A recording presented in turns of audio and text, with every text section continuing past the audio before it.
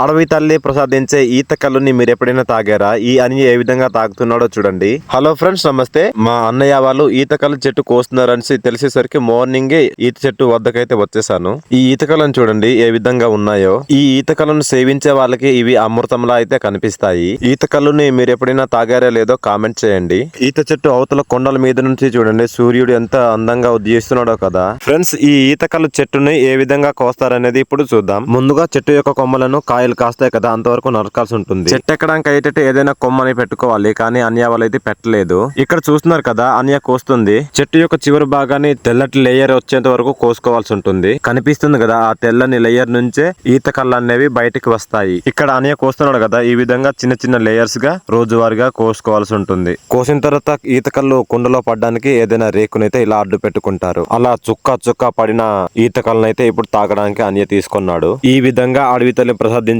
ఈత కళ్ళను అయితే చూడండి అన్య ఏ విధంగా తాగుతున్నాడో. చూస్తున్నారు కదా, ఇద్దరు అన్నయ్యలు అయితే ఈ చెట్టును అయితే కోస్తున్నారు. ఈ అన్నయ్య ఏమో తాగుతుంది, వీడియో తీస్తుంటే సిగ్గుపడిపోతున్నాడు అనమాట. అలా తాగడం అయిపోయిన తర్వాత చెట్టు దగ్గర ఆకులు కప్పైతే ఇంటికి వెళ్ళిపోతారు.